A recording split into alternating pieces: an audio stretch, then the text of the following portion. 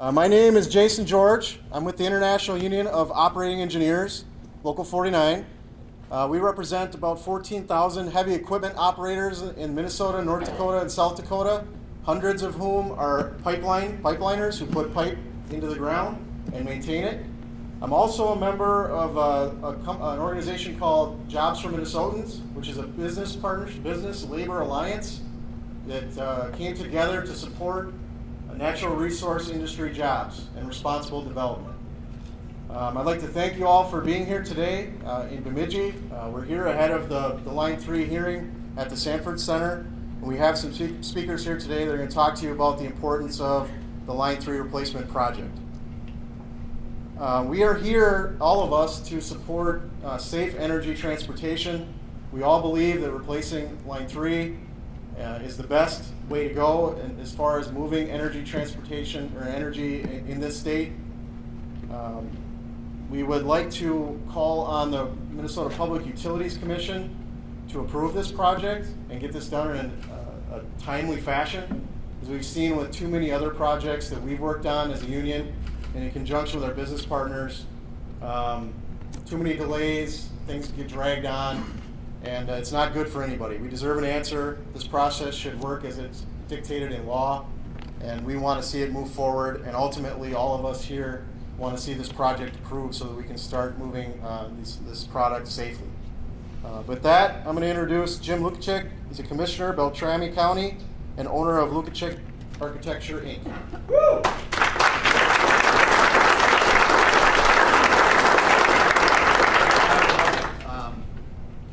My name's Jim Lukacek. I'm a county commissioner, just started my third term.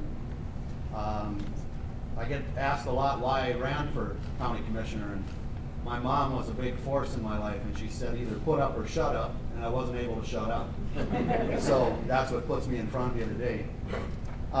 This is about jobs. It's very important in Beltrami County. Enbridge and the oil industry, we have many discussions at county board level. It's not just about construction jobs. It's not just about the temporary jobs that the construction's going to make. It's not just about the direct jobs that are related to the oil and pipeline industry. It's not just about jobs that are administratively related to the oil industry. I'm an activist. I'm a realist activist. I like to share the reality of what's really happening at a Beltrami County level. I represent 45,000 people along with the rest of my county board. That means each of the five of us represent roughly 9,000 people. I believe that there's a very large silent majority out there that feels very similar to how I do. My last election, I won 66% of the vote to 33% to my challenger. I believe that's what they sometimes refer to as a landslide, but I just like to think of it as a pretty heavy majority of people that think like I do. There's so many folks that say we need to be environmentally sensitive. That's exactly what Enbridge is doing with the Line 3 replacement. We need to take care of an older system that's in the ground. So instead of the integrity digs where we go out and check where there might be possible problems, it's time to replace the entire line. So it's going to make some temporary jobs, but virtually the entire economic engine that runs Beltrami County and the world in general is based on petroleum and other related petroleum type products. So I, for one, am very much behind this, and I like to share that feeling with everybody. I put a letter to the editor here just a little bit ago that shares my feelings. I've done that 2 or 3 times now. Pretty sure everybody knows how I stand on the project. Petroleum right now is a reality in our life. Virtually everything that you touch, you wear, you eat, you talk on, you drive in, you drive on, everything is petroleum connected. We don't have a good, powerful energy source to replace that major element of our energy needs. Petroleum is that major element right now. There's renewables are still a fantastic discussion. Enbridge has some great programs on renewables. And they have it as part of all of their discussion when they talk with all of the folks about Line 3, new projects, new pipelines. There's always renewables in that whole discussion from Enbridge. I've done some local research with our local energy companies. Otter Tail, Beltrami Electric is just starting a very large solar project, which is great. But again, physics prove that it cannot replace that huge energy demand that our society has. And you can relate that right down to the level at Beltrami County. We run our fleet of Beltrami County on petroleum-based products. We run the buildings that way. Again, everything that you're connected with. I challenge folks that have the other side of the argument. Can you imagine a day or a way that you can spend without petroleum-related manufacturing or products or food or transportation? The physics just aren't out there. Albert Einstein, his theory, E equals mc squared. It basically says energy. That's what it always talks about. The conversion of renewables and the current physics, it's just going to need some more time. So at this time, the time frame that I always kind of throw out there is, even if we had a really good replacement source of that big energy demand that we need today, it would be 25 years before we could replace all of the pieces and the parts of transportation, of manufacturing, producing food, all of those things. It's just not a realistic approach. So I come back to that realistic approach to my life, is that's what it takes. Petroleum is here. We all know and agree the safest way to transport it is in pipelines. And I am all in favor of, and again, I should make sure I preface for the media, I'm not speaking on behalf of the county board, but I am speaking on behalf of myself as a county commissioner, as a private business owner, and as a taxpayer and a citizen. The Line 3 replacement project is going through all the right steps. It's going through all the environmentals. It's going through the safety procedures.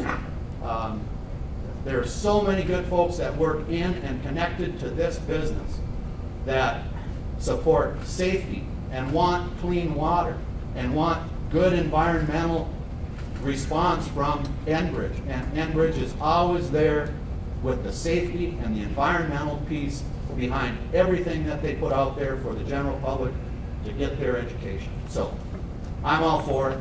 I'm behind it. And I think we need to make sure that you make a few phone calls to what I refer to as the silent majority that's sitting out there saying, yeah, you know, that's of course petroleum is the way. Of course petroleum. But they're not the ones that are being vocal. It's a smaller percentage that's being vocal a different way. So we need to get that silent majority out and say, we're behind this. It is how our society works. It is how our energy needs are based, and we need to get behind it. So thanks for your time, and I hope everybody gets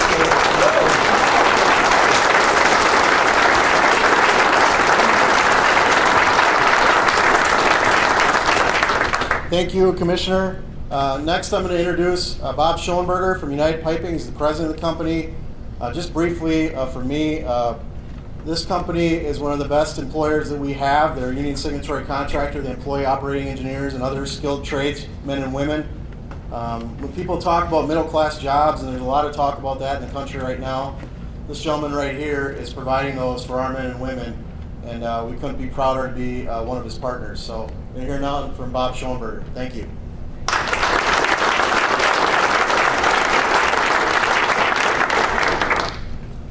Well, as Jason said, I'm Bob Schoenberger. I'm CEO of United Piping out of Duluth, Minnesota. First of all, it's good to be home. I grew up in Bemidji. The last time I spoke in front of a bunch of people in this town, I think it was Mr. Gallino's senior civics class at Bemidji High School. I'm hoping this one goes better than that did. Anyway, thank you all for coming today and showing your support for one of the biggest needed infrastructure projects in the state of Minnesota, the Enbridge Line 3 replacement project. We have a draft environmental study that needs approval before the project can go to the next phase of permitting, and that is need and routing. First of all, though, we must get the draft finalized and accepted by the Minnesota Department of Commerce.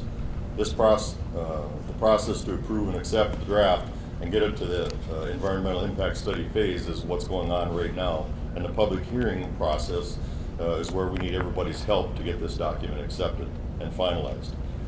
We will again need everybody's help during the need and routing permit phase.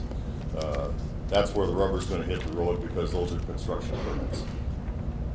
Regardless of what many of you may hear or read, the oil and gas transportation industry is a great and extremely responsible industry.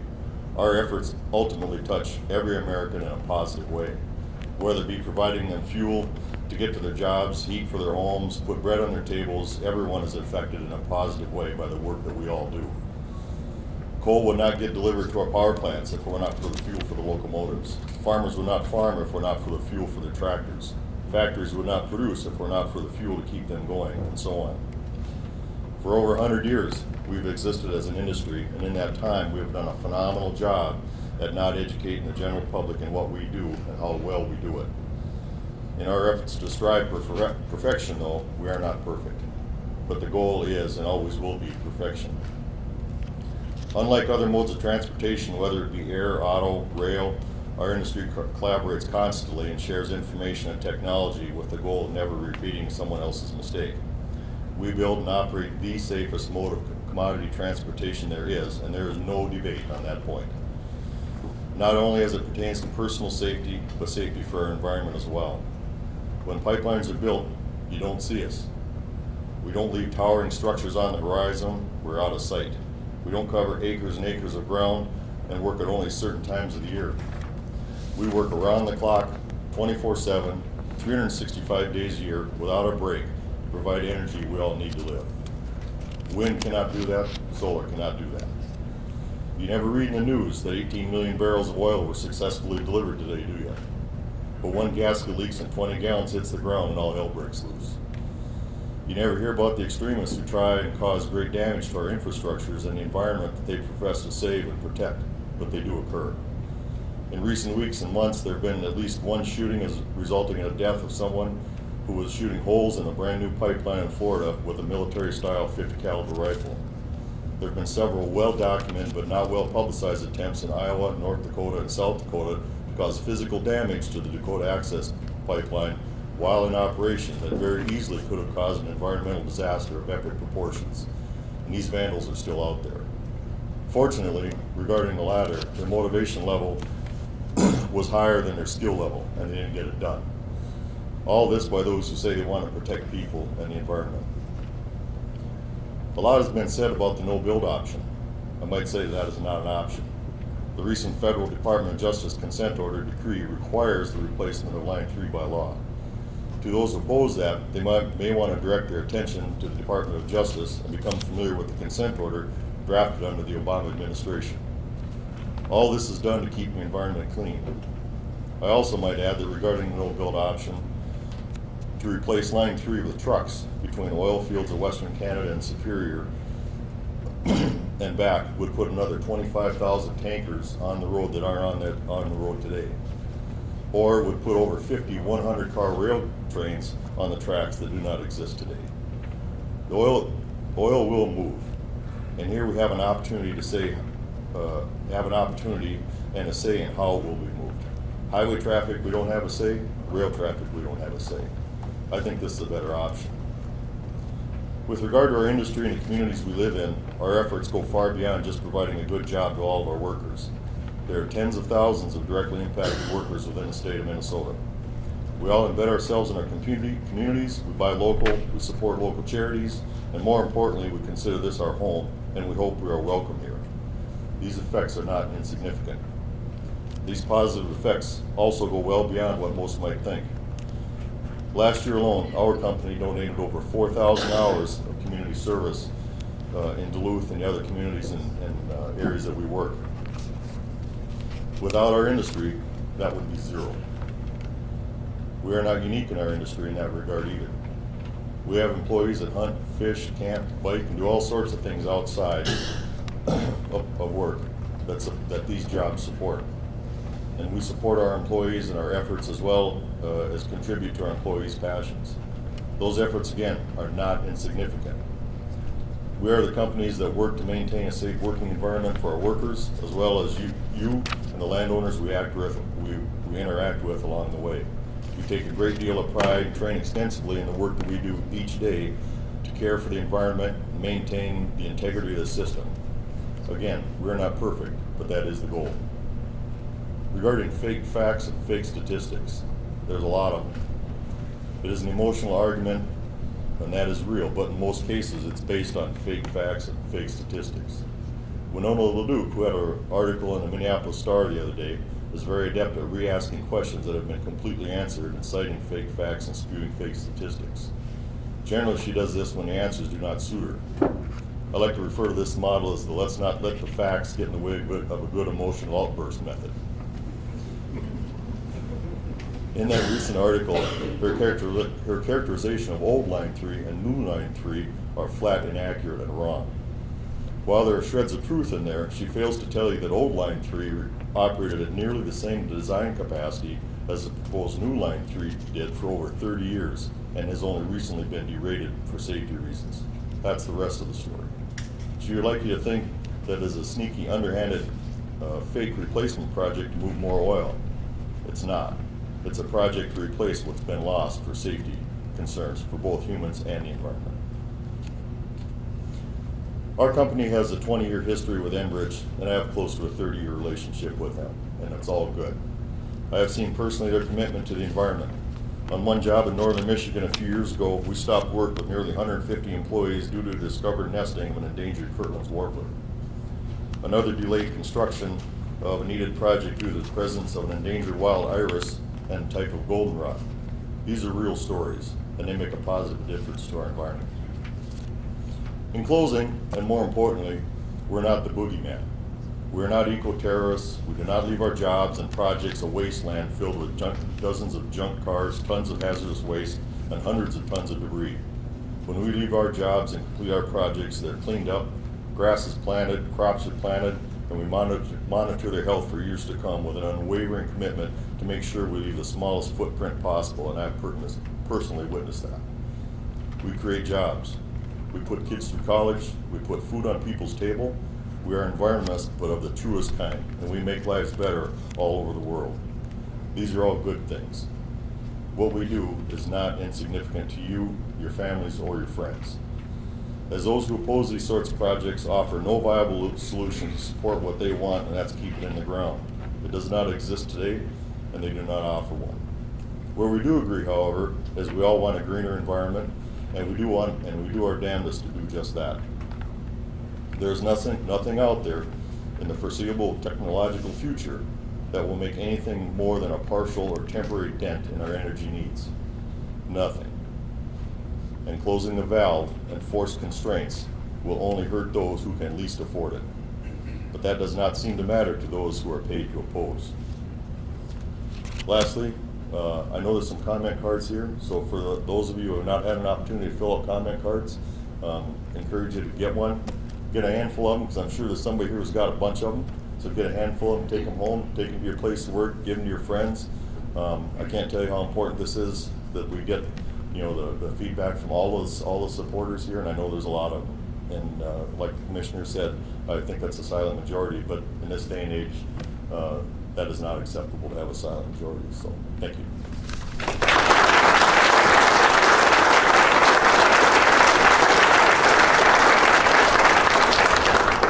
Thank you, Bob.